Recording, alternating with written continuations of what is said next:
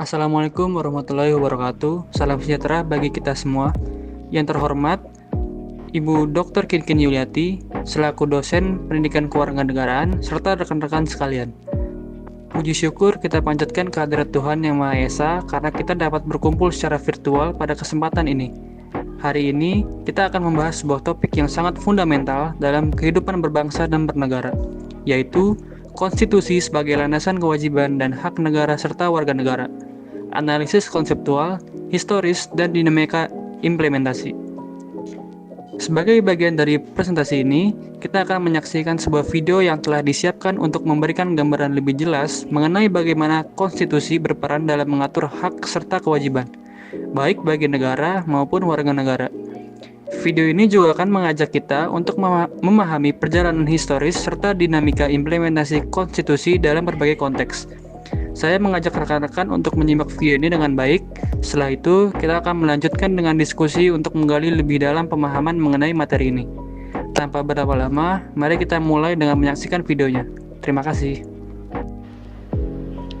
Kita masuk pada pembahasan yang berikutnya, latar belakang, tujuan, dan manfaat. Kita mulai pada latar belakang terlebih dahulu. Konstitusi sebagai hukum dasar negara sangat memegang peranan vital dalam mengatur hubungan antar negara dan warga negara. Di dalamnya juga termuat prinsip-prinsip mengenai kewajiban dan hak yang menjadi landasan bagi kehidupan berbangsa dan bernegara.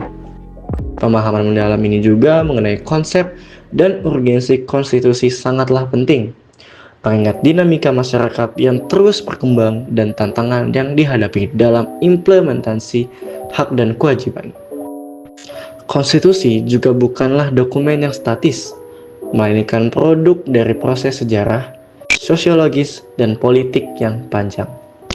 Oleh karena itu, penting untuk menggali sumber daya historis, sosiologis, dan politik yang membentuk konstitusi, serta menganalisis dinamika dan tantangan yang dihadapi dalam implementasinya. Hal ini juga memberikan pemahaman yang lebih komprehensif mengenai bagaimana konstitusi berperan dalam mengatur kewajiban dan hak negara serta warga negara, serta bagaimana konstitusi dapat disesuaikan dengan perkembangan zaman. Selanjutnya, kita masuk dalam bagian tujuan. Tujuan utamanya adalah untuk memberikan pemahaman yang komprehensif mengenai peran konstitusi dalam mengatur kewajiban dan hak negara serta warga negara. Secara spesifik, ini juga bertujuan untuk menelusuri konsep dan urgensi konstitusi, menganalisis perlunya konstitusi sebagai landasan hukum, menggali sumber daya historis, sosiologis, dan politik yang membentuk konstitusi, serta membangun argumen mengenai dinamika dan tantangan implementasi konstitusi. Kemudian, ini juga bertujuan untuk mendeskripsikan esensi konstitusi dalam mengatur kewajiban dan hak negara serta warga negara, serta mengidentifikasi tantangan-tantangan yang muncul dalam mewujudkan esensi tersebut dalam praktik. Kemudian yang terakhir, kita masuk pada bagian manfaat. Di bagian manfaat ini, terdapat 3 pihak yang terkait, di antaranya bagi mahasiswa, dosen, dan bagi umum.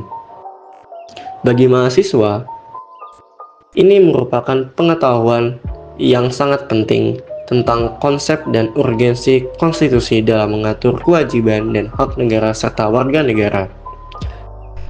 Bagi dosen, sebagai media untuk mengetahui sejauh mana kemampuan mahasiswa dalam memahami konsep dan urgensi konstitusi dalam mengatur kewajiban dan hak negara serta warga negara. Kemudian yang terakhir, bagi umum, hasil ini menjadi sebagai sarana baca ketika mempelajari lebih dalam terkait konsep dan urgensi konstitusi dalam mengatur kewajiban dan hak negara serta warga negara.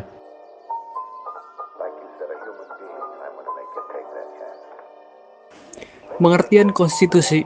Konstitusi adalah seperangkat aturan atau hukum yang berisi ketentuan tentang bagaimana pemerintah diatur dan dijalankan. Perlunya konstitusi dalam mengatur kewajiban dan hak negara serta warga negara. Konstitusi ini merupakan alat untuk melaksanakan nilai-nilai Pancasila dalam kehidupan kenegaraan.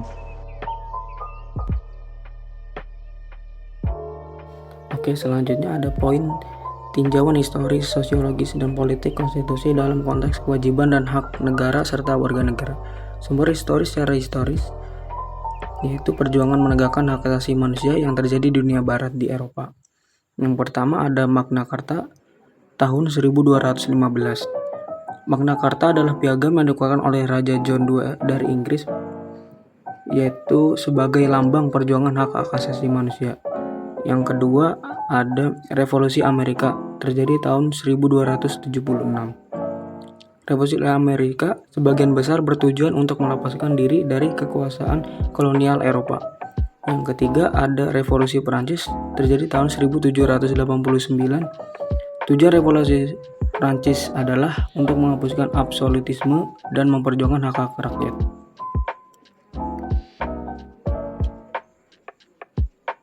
Selanjutnya ada sumber historis, hak dan kewajiban. Secara historis, gagasan tentang hak asasi manusia berkembang di dunia barat.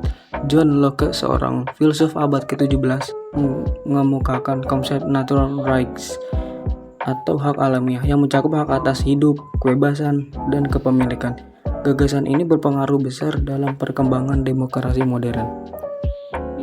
Selanjutnya ada sumber sosiologis dan politik. Secara sosiologis, hubungan antara hak dan kewajiban terbentuk melalui interaksi sosial dalam masyarakat.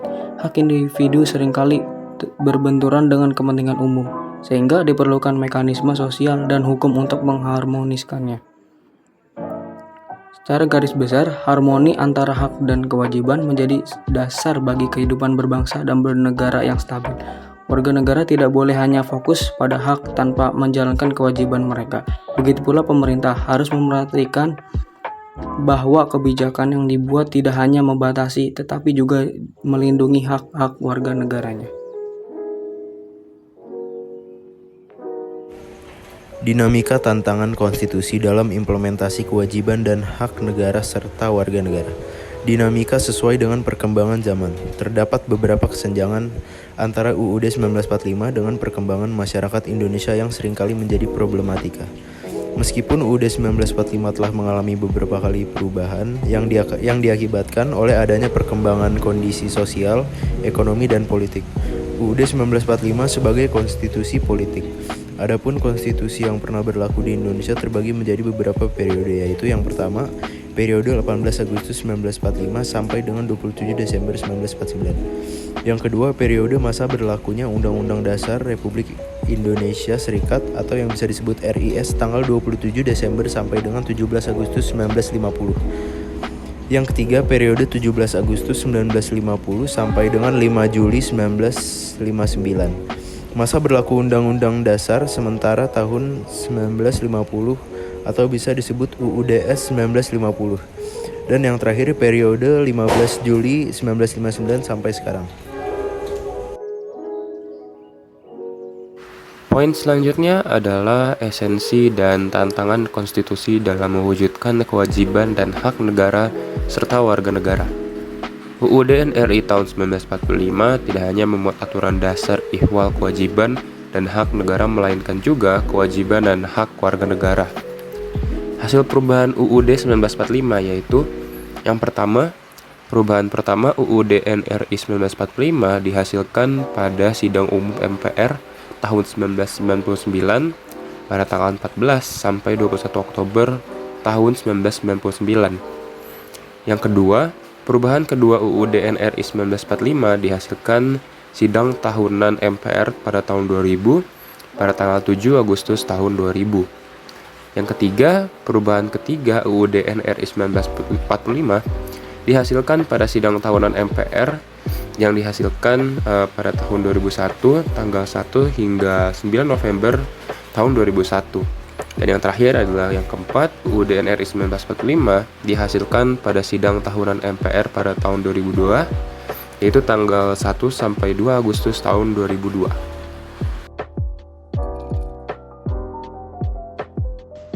Kesimpulannya adalah, konstitusi dalam arti sempit merupakan dokumen dasar negara yang bertujuan membatasi kekuasaan, membagi kekuasaan, dan menjamin hak asasi manusia.